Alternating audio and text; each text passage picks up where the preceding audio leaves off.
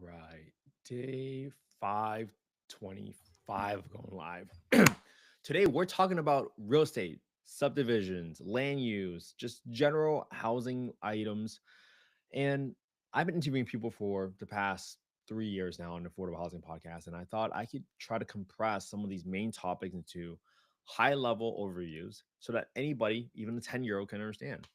Because I'm thinking about the days when my 10-year-old daughter is gonna maybe she'll get into development, maybe we should get into real estate. And I want to be able to one master the information that I've learned. And I understand that when you want to master something, the best way to go about it is learning how to teach it. So today I'm gonna talk about planning, especially when you think about master community planning. And this stuff is just so important, right? Because if you think about how do you decide what you can use this piece of land for, right? The process of dividing a large piece of land into little single family lots to build your single family communities, I mean, it's huge, right? And if you ever wonder like how communities decide what can be built where, why certain neighborhoods look so organized and some don't, and some homes came about to be on some newly mapped streets, well, this today is for you. Okay. So we're going to cover all that stuff and I'll try to use some analogies that maybe even a 10-year-old can understand. And again, I'm testing this, right? So if you have better analogies, leave them down in a comment below because I am always looking for better ways to explain things. All right. So let's talk about community planning. And you might wonder, why do communities need this planning, right? So when you have a big piece of land, you got to decide where the houses should go, where the parks will be, where the offices are, retail, stores, and how much space you need for them. Because if you don't plan well, you're going to end up just making this up, putting a playground next to a noisy factory. And no one wants that, right? That's not the neighborhood vibe that you would imagine living in. So typically, your local city, counties, authorities, they'll create guidelines to ensure everybody's safety, comfort, and the quality of life, because that's what they're there for, right? So let's talk about the master plan. And for someone that doesn't know what a master plan is, sometimes you will hear about all master plan communities. And really, it's just like a roadmap or planning or sequencing that directs how this area will grow and develop over time. A lot of cities and counties, they publish that. They will have 5, 10, 15-year, 30-year sometimes plans for the city. Okay. Now let me look at my notes. The one of the top questions I learned that was Googled was, what is a subdivision and why do we have them? Okay. So a subdivision, we alluded to this earlier, but subdivision is a formal term for essentially cutting up a piece of property into smaller lots. And that's usually to build new homes or to create separate parcels that other people can buy to build their own home. Sometimes you'll hear about people putting together a deal, right? That might mean you got a big piece of property locked under contract. You went through the entitlement process. You got the city or the county's approval to build a new single family community. It doesn't have to be single families, but you got that buy in, right? And you have a big builder, these big national builders, DR Horton, Lennar, they'll buy up these homes and just put in sort of these cookie cutter. It sounds like it has a bad connotation, but essentially it's a cookie cutter type of thing. You might have different designs, but essentially most of the homes are going to look relatively alike. So just think about think of like a big sheet of cookie dough that's sectioned into small pieces, right? Each smaller piece becomes their own individual treat or cookie, and that's how you can subdivide that big piece. All right, it's almost if you are cutting up a big loaf of bread, right? That's what you're trying to do. Now, if you don't have these standard rules, you might get these odd shapes that don't fit well together. No one likes a big sheet of uneven cookies because then you're going to get customers that pick only the biggest ones, right? So you don't want that. So those rules make sure everything lines up nicely so that everyone can access roads, utilities, and any sort of public services that's required. Okay. Now, the next section I want to talk about is zoning and just local regulations. Right. So if you want to keep your neighborhoods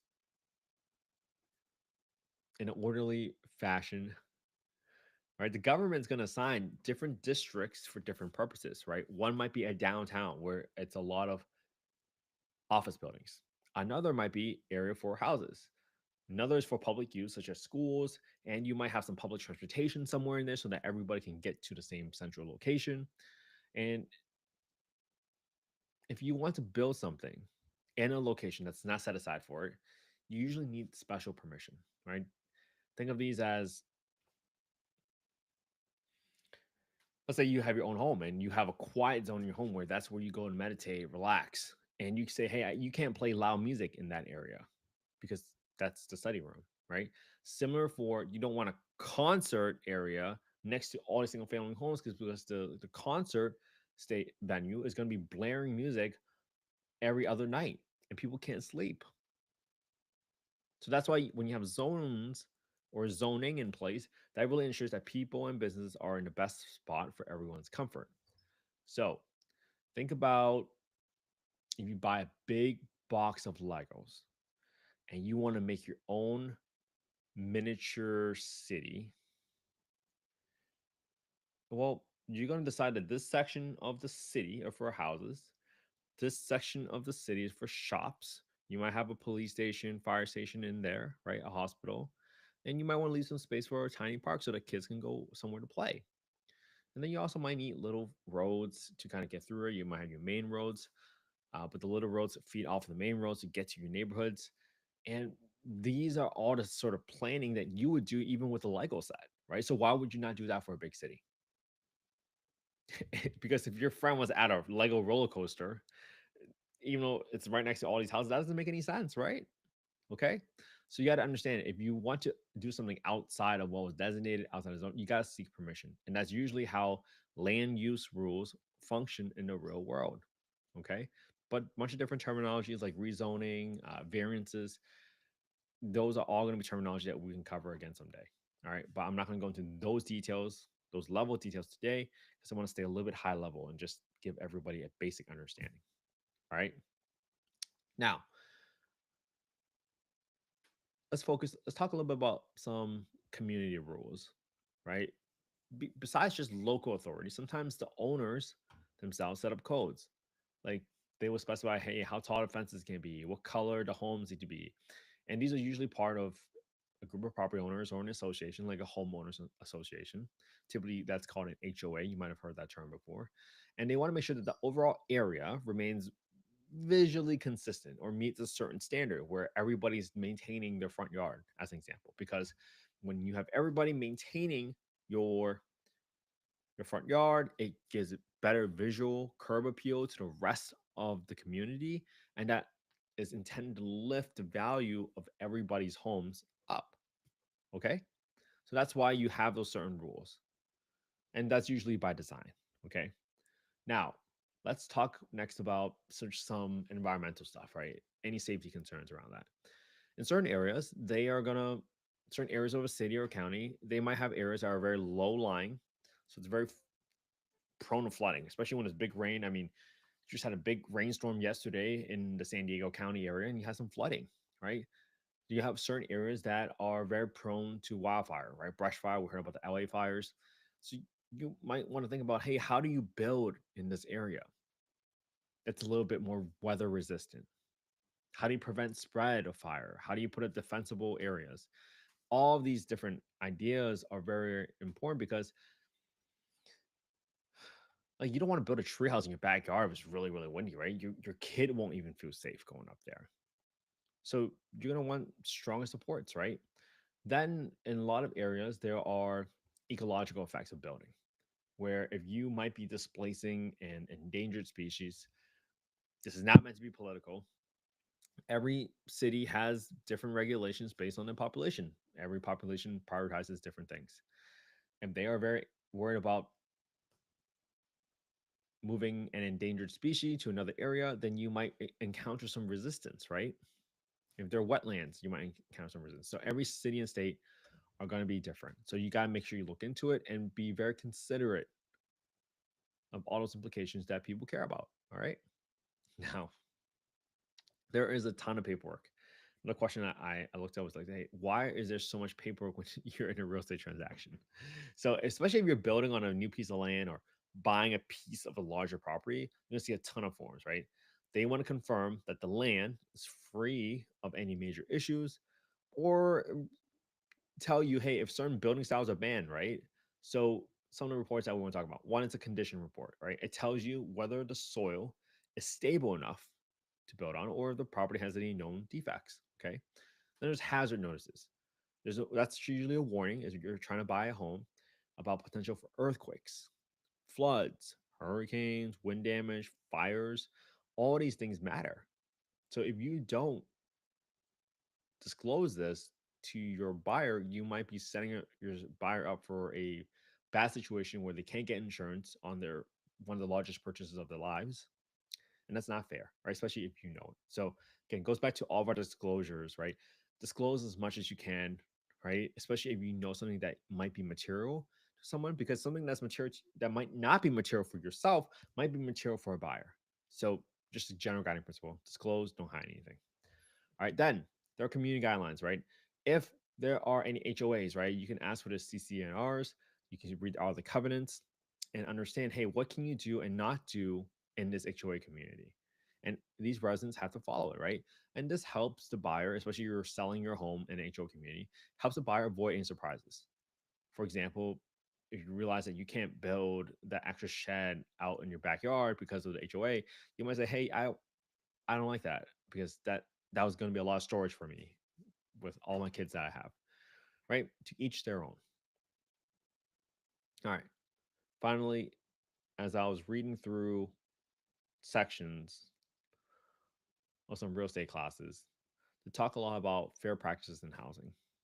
And these are really just rules to make sure that they're there to prevent any unfair treatment, right? You can't deny someone a home just because of their personal characteristics, their protected classes.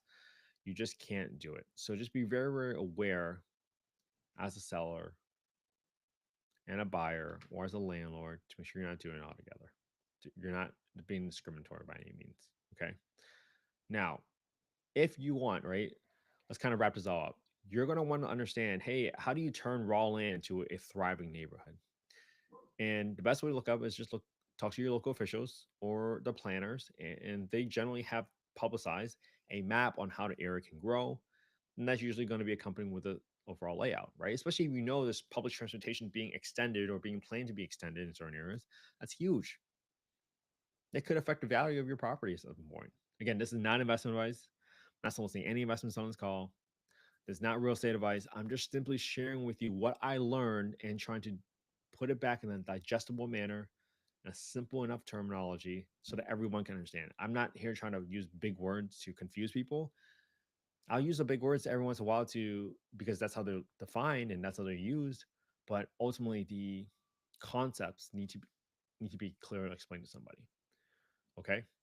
Now we talked about planning, and usually we talked about how the land developer can take a big piece of property and separate into small little sections. And there's usually rules to make sure that it's consistent, so that houses look generally alike, so that they can have economies of scale to build a home appropriately. And they want to ensure that, hey, all the roads and the services can connect to each other, right? You want to know that there's a hydrant somewhere, right? You got to know how fire trucks are going to access a certain road if there's an emergency. All these things really matter, and that's why you got to get involved, get a lot of departments involved in all of this. Okay. And depending on where you are, obviously, talk about building codes. You got to construct a home or those structures. I mean, just safety is just paramount. You got to construct a home in a way that is one, least likely to catch on fire, right? We just had huge fires here. And it's just time to get a little smarter about how we build, right? So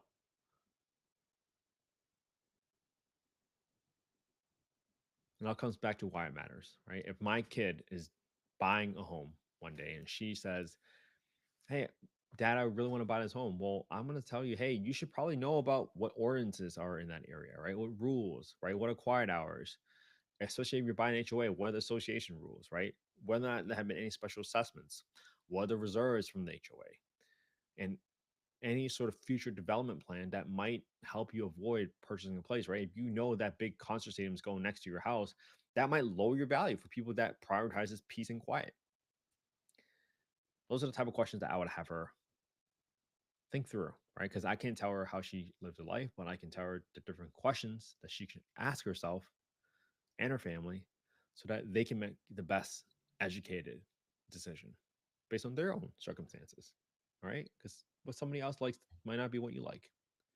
And as sellers, when it comes to a transaction, what you should be aware of is just you got to understand everything from your hazard maps to your local codes because you have to inform your buyers. You have to disclose that type of information because when you disclose more information, you're just going to be you're going to appear more trustworthy in general.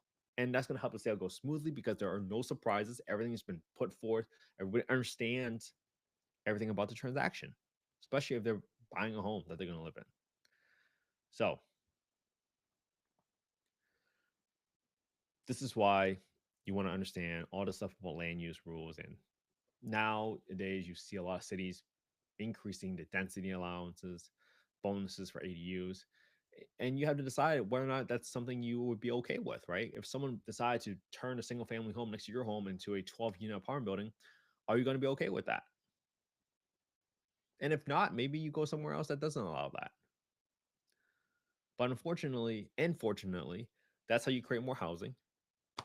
Unfortunately, for some folks, where they might have had a certain expectation when they bought the home, but because of how laws and regulations kind of flow out, well, that's a decision for you to make, and a risk that it's only